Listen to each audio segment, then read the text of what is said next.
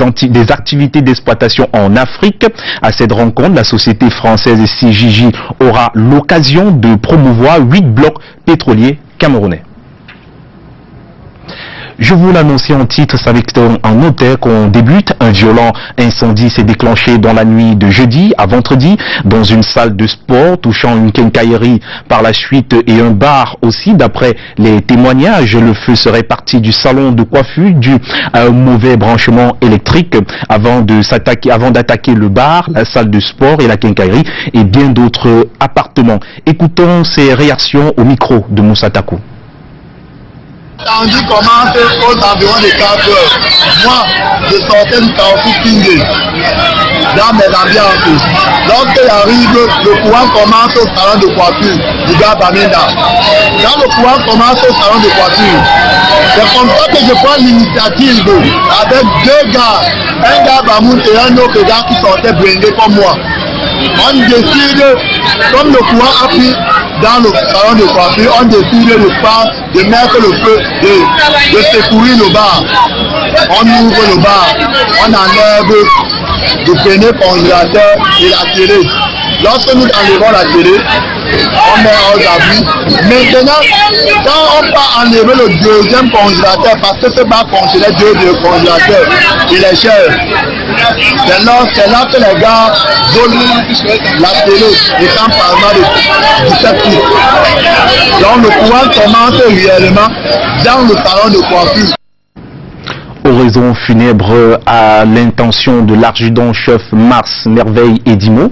Son combat avec la maladie a été vain, couronné par plusieurs distinctions honorifiques. Cet élément des forces de défense quitte la scène à l'âge de 53 ans. Cette oraison funèbre organisée à la compagnie de gendarmerie de Bopi a été suivie par Monique Naoussi.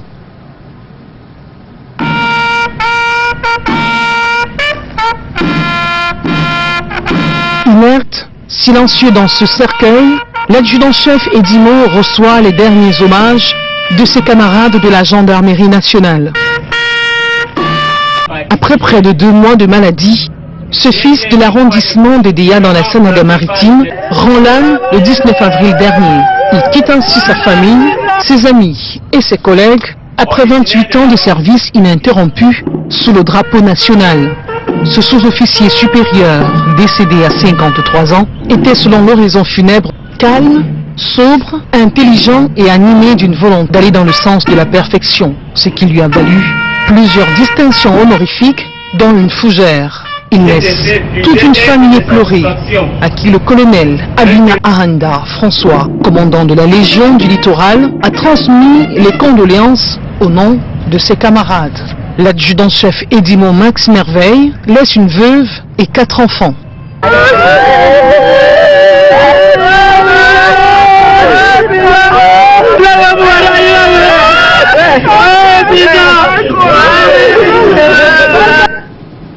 En juillet 2015, la ville de Maroua est frappée par une série d'attentats terroristes perpétrés par la secte Boko Haram. 3 ans après, Maroua sort de ce traumatisme et brille par sa résilience face à l'adversité.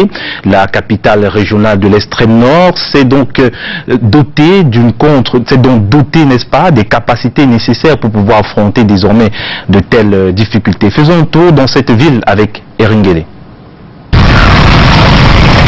Maroua, la belle.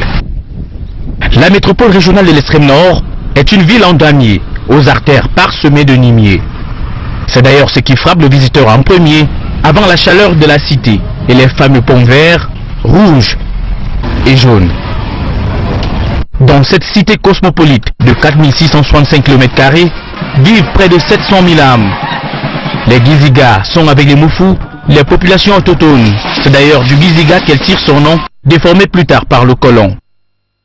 Maroua, dans le temps, c'était Maroua, et Maroua est le nom du premier occupant du Maroua qui a été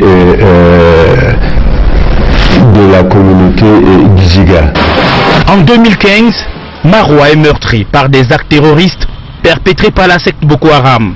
Maroua, terrorisé, a courageusement affronté la peur, au point où aujourd'hui, le traumatisme n'est plus perceptible. On a déjà oublié tout ce qui s'est passé dans la vie sans à l'heure.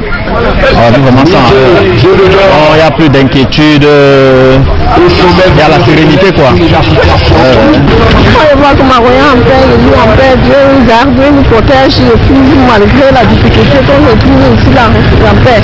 On s'attendrait à entrer dans une ville policière que non. Marois présente un visage rayonnant aux activités socio-économiques en pleine reprise. L'entièreté des populations n'a pas cédé, n'a pas paniqué. Et vous le vivez, des jours comme des nuits. Marois bouge, Marois vit, Marois est debout. Au quartier Congo-La Djoldeyou, l'université de Marois assure le développement cognitif de la région et des pays voisins. 28 000 étudiants, dont plus de 3 000 venus du Tchad et du Niger, prennent cours. L'université de Marois a transformé pratiquement l'environnement, je dirais politique même, géopolitique, économique et social, et même culturel. Vous savez, nous sommes dans ce que nous avons appelé la démocratisation du savoir universitaire. Pour tout dire, Marois est debout et vit, ceci de jour comme de nuit. Pour les noctambules, le quartier d'Omayo est un paradis. À Avion-Melès ou dans les cabarets du boulevard, l'ambiance, c'est jusqu'au petit matin. Elle permet de détecter rapidement des pannes sur les véhicules en moins de coûts. C'est une technologie qui vient de faire son entrée dans le domaine de la mécanique au Cameroun. La mécatronique, elle allie à la fois mécanique classique et électronique, une technique moderne qui révolutionne peu à peu le monde de la mécanique auto au Cameroun. Seul bémol jusqu'ici, très peu de garages en mécatronique existent, tout comme les centres de formation qui se font de plus en plus rares. Allons plutôt à la découverte de la mécatronique avec Michael Tipkio, Henri Tinda et Linda Tegep. Elle semble désormais révolue, l'époque où il fallait se coucher sous un véhicule, faire des gymnastiques pour pouvoir détecter une panne. La technologie aidant, le diagnostic se fait désormais à l'aide des ordinateurs. Il y a toutes les marques de véhicules ici dedans. Ça, c'est pour faire des diagnostics de tous les véhicules. Vous voyez comme ici là. Il y a des fonctionnements de tous les véhicules, ça fonctionne ici. S'il faut faire des diagnostics, les véhicules montent comme ça monte là. On contrôle. S'il y a un panne, ça sort, le rapport sort. Ça donne le fonctionnement. S'il y a un panne, on te dit que voilà. La méthode de diagnostic aujourd'hui utilisée s'adapte très facilement aux véhicules électroniques qui posaient encore beaucoup de difficultés aux mécaniciens. En même temps qu'elle permet de gagner du temps. On ne peut pas réparer un véhicule électronique sans appareil de diagnostic. L'appareil de diagnostic qui nous permet au juste de détecter la panne. À travers cet appareil, nous pouvons avoir des codes défauts. Maintenant, le code de défaut qui sera enfin réexpliqué au client à travers des mécaniciens. En travaillant avec la méthode de diagnostic, on peut avoir des bons résultats. On ne peut pas griller des appareils. On ne peut pas au fur et à mesure exposer des véhicules avec le fait de travailler par tâtonnement. Il existe cependant très peu de garages possédant cette technologie au Cameroun. Mais des centres de formation en mécatronique, on en trouve déjà dans notre pays. Les voitures du futur ayant besoin de mécaniciens capables de les comprendre. La mécatronique, c'est la nouvelle technologie appliquée à l'automobile. Ça veut dire... dans mécatronique, vous avez deux thèmes, vous avez la mécanique et vous avez l'électronique. Donc ça veut dire que aujourd'hui, les véhicules sont de plus en plus électroniques avec la technologie du multiplexage qui a été autrefois utilisée en communication. Alors aujourd'hui, tout cela est importé dans l'automobile. Alors ce qui fait que cela exige une formation assez pointue. Toutefois, les ordinateurs de diagnostic ne sont pas accessibles aux premiers venus. Comme quoi, la mécanique antique a encore de beaux jours devant elle.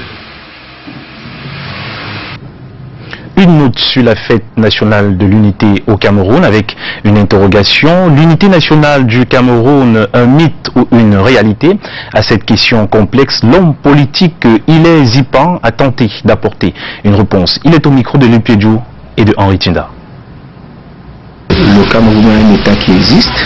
Effectivement, nous avons 475 000 km². Nous avons qu'un drapeau, nous avons qu'un hymne. nous avons qu'une population, nous avons qu'une économie.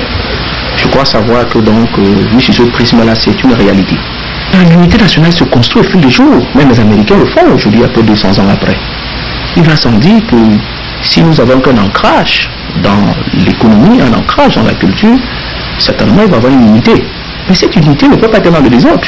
Elle va être dans la justice, le droit et la vérité.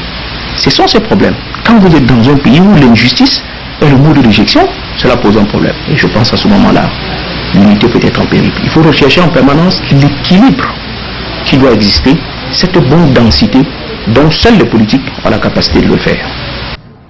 Suivons la deuxième partie de ce journal du côté de Yaoundé où nous allons retrouver Delphine Fonko. Bon après-midi à vous Delphine. Midi Junior, au sein avant de parler de la fête de l'unité, parlant autre chose, offrir des logements décents à moindre coût aux Camerounais, c'est l'objectif du Salon africain du bâtiment et des métiers CONEX qui court depuis déjà 2 jours à Yaoundé. Lancé par le ministre du Tourisme et des Loisirs au nom du Premier ministre chef du gouvernement, les professionnels du secteur présentent les innovations et les charmes de leur domaine aux populations de Yaoundé. Arnaud Gefak, Serge Alanzibou. Bâtiment en exemple, construit neuf, matériaux des plus compétitifs pour le beau et le bon mêlé. La foire de Tinga Yaoundé est là en exposition pour le compte du Salon africain du bâtiment et des métiers connexes.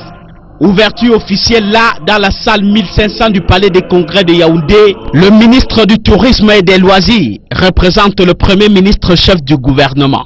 Aux côtés de la Chambre du commerce, de l'industrie et de l'artisanat, la Tunisie est impliquée au premier chef. La Tunisie est reconnue comme un pays qui compte des PME et de grandes entreprises de référence dans le domaine du BTP, de l'habitat et de la construction. Ces entreprises tunisiennes ont un savoir-faire, des techniques et des technologies innovantes susceptibles d'être partagées avec nos entreprises locales dont le dynamisme n'est plus à démontrer. L'événement qui se veut mobilisateur de l'ensemble des acteurs du secteur du bâtiment attend 400 exposants au Bamou, Camerounais, Tunisiens et étrangers. L'objectif étant de promouvoir un secteur du bâtiment et des métiers connexes professionnels qui respectent les normes et la qualité de construction ici dans notre pays. Au menu de cette grande messe du bâtiment de Yaoundé, des discussions sur des thématiques d'actualité, animées par une dizaine de conférenciers. À l'affût du B2B, il y a un projet de centaines au moins de rendez-vous d'affaires. L'événement court jusqu'au 12 mai prochain. Impliquer les jeunes du Cameroun et de plusieurs pays d'Afrique et d'Europe dans la protection de l'environnement, c'est la raison d'être d'un projet de lutte contre la destruction de l'environnement pour le développement durable lancé hier à Yaoundé. Cette initiative de la World Wide Fund for Nature vise également la promotion de l'entrepreneuriat jeune. Le compte rendu de Karl Mezatia-Choya et Luc Vondo. World Wide Fund for Nature, en guerre contre les actions qu'oppose l'être humain qui détruisent l'environnement, vient une fois de plus de mettre le pied à l'étrier pour atteindre ses objectifs. Ces acteurs veulent impliquer les jeunes dans la lutte contre la coupe illicite du bois, les feux de brousse, la pollution de la nature, la lutte contre la faim. Il y a aussi la promotion de l'éducation et l'entrepreneuriat. Un projet novateur pour transformer la jeunesse africaine basée au Cameroun vient d'être mis sur pied. Ce programme a 4 volets importants. Le premier volet important concerne l'entraînement des capacités des jeunes. Deuxième point qui apparaît essentiel au niveau de ce projet, c'est l'apprentissage par l'action au niveau de l'environnement. Le troisième volet qui paraît essentiel, il faut que la jeunesse soit ambitieuse pour aller non pas uniquement au niveau local, mais aller au niveau politique pour que la jeunesse puisse faire partie des décideurs. Et enfin, que la jeunesse soit connectée avec d'autres réseaux de jeunes. Le choix a été porté sur les jeunes parce qu'ils représentent 70 à 80% de la population dans plusieurs pays africains. La jeunesse d'aujourd'hui, ce sont les décideurs de demain. Et nous devons inciter surtout sur les jeunes femmes, les jeunes filles, parce qu'on doit les renforcer pour qu'on soit sûr que ce soit deux mamans de demain qui doivent décider sur l'avenir de toute l'Afrique.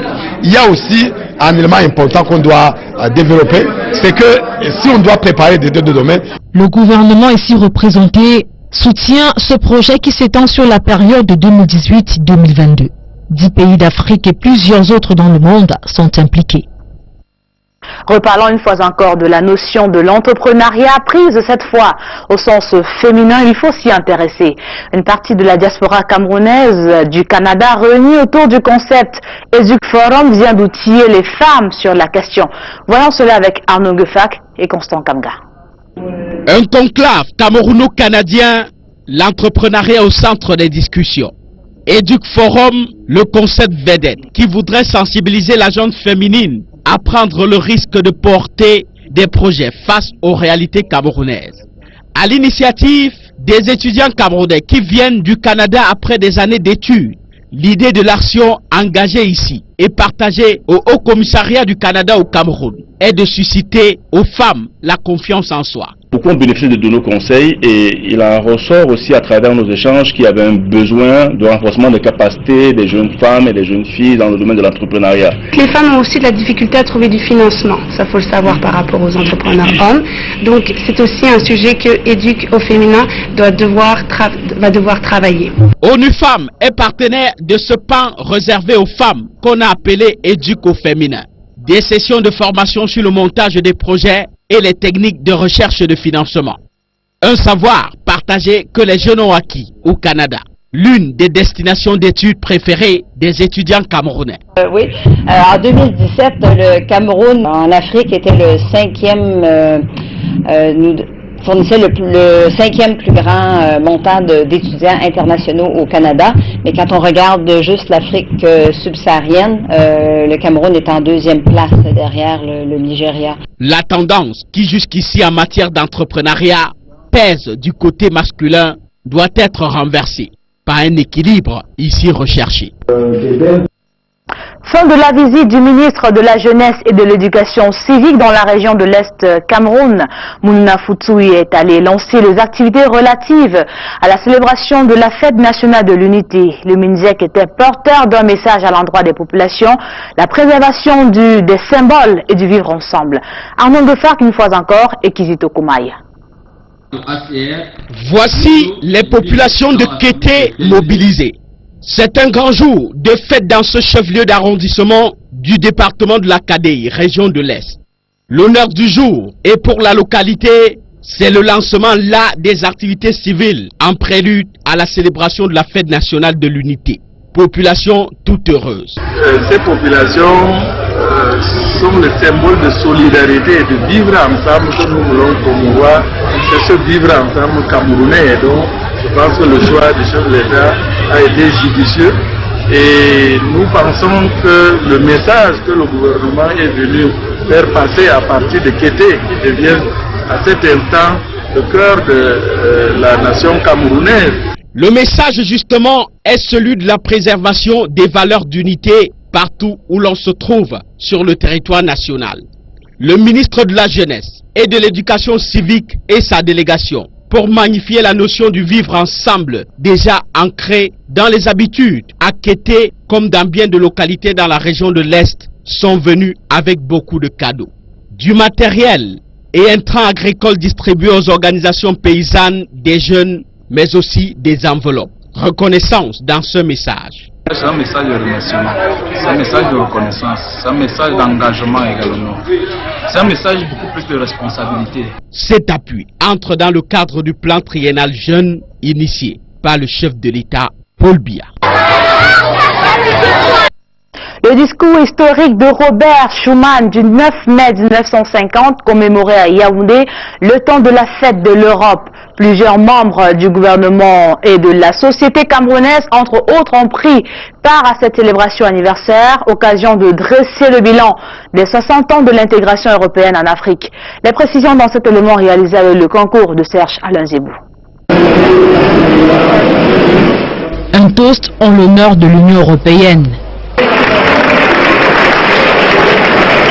C'est la fête de l'Europe, célébrée chaque année pour commémorer le discours de Robert Schuman du 9 mai 1950. C'est la commémoration du lancement de l'intégration européenne.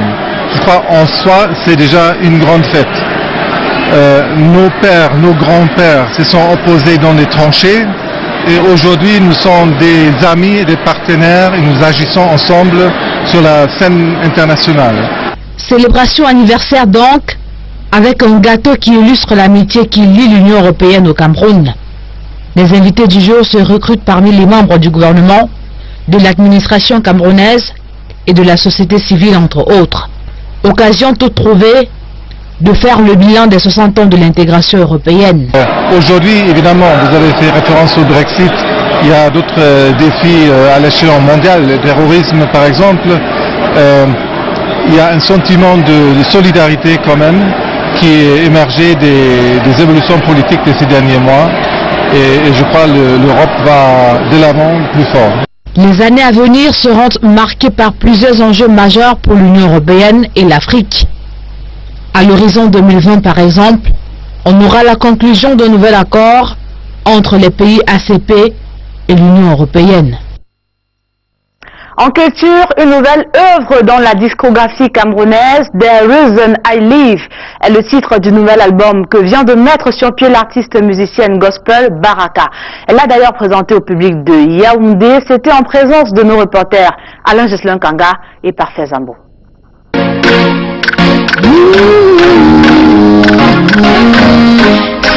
Une voix singulière et adoucissante qui loue les œuvres de l'Éternel, Baraka, vient de bénéficier d'une nouvelle inspiration de son créateur en mettant sur pied son 4e album intitulé The Reason I Live.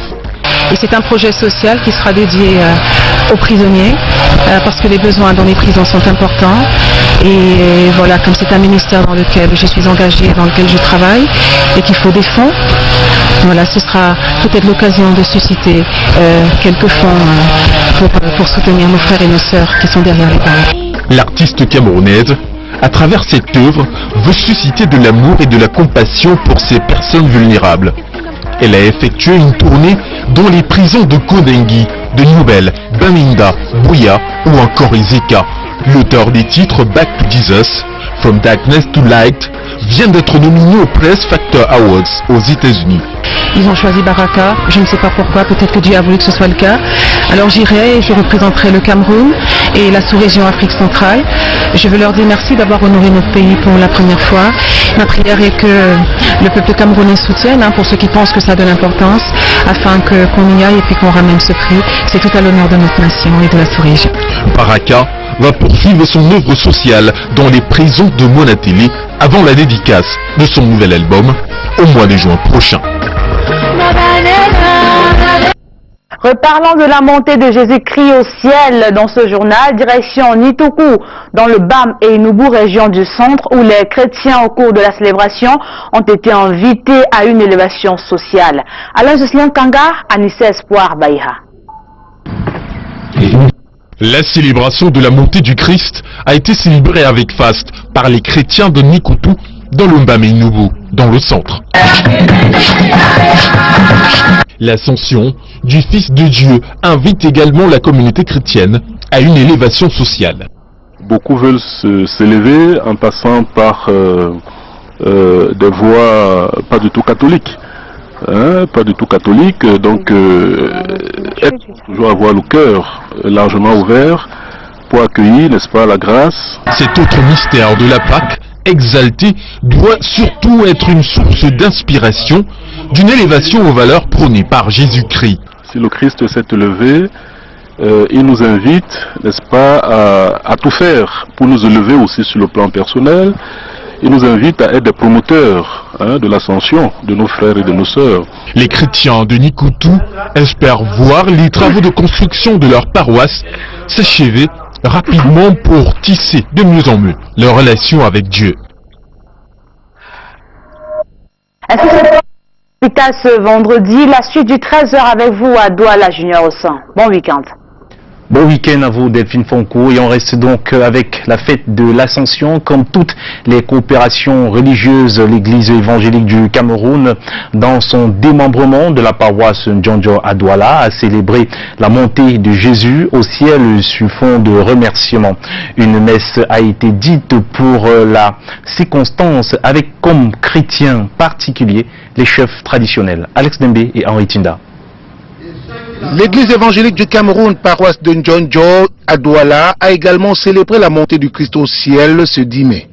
Lors de cette célébration, où étaient réunis chrétiens, anciens d'église, chefs traditionnels et prédicateurs, l'accent a été mis sur l'absence de Jésus au sein de nos présences.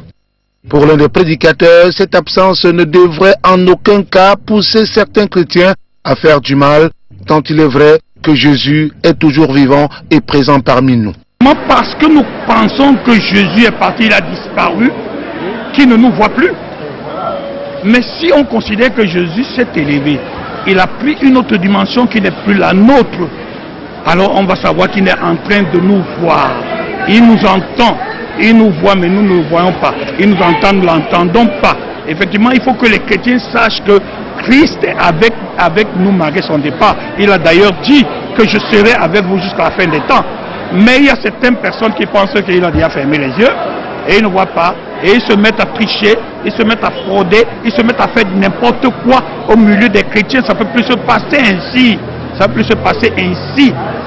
La structure religieuse est une structure qui émane de la divinité, c'est-à-dire du divin, c'est-à-dire de Dieu. Elle n'est pas une structure profane qu'on peut manipuler. Elle travaille sous la conduite du Saint-Esprit. Et tous ceux qui travaillent dans la structure religieuse doivent être sous l'influence du Saint-Esprit. Une prédication à forte connotation de réconciliation, surtout après le début d'une crise qui mine cette église depuis 1 an.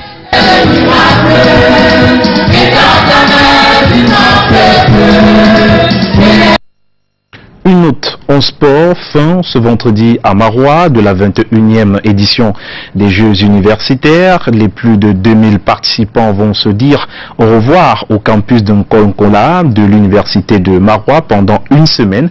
Les compétiteurs se sont affrontés dans plusieurs disciplines. On retient que l'INJS termine en tête de cette édition et succède ainsi à l'université de Douala. Et on parle de à présent. Ça fait donc 37 ans aujourd'hui que le roi du reggae est mort. Bob Marley est un symbole de la musique. Parlant de la musique dans le monde, il a hissé la musique jamaïcaine, le reggae et le mouvement Rastafari dans la lumière. 37 ans après sa mort, ce 11 mai 2018, le monde entier lui rend hommage. Fin donc du journal sur Canada International. On vous laisse tout simplement accompagner de cette musique de Bob Marley intitulée No Woman, No Cry. Yes, everybody and everyone have the answer. Everyone have the answer.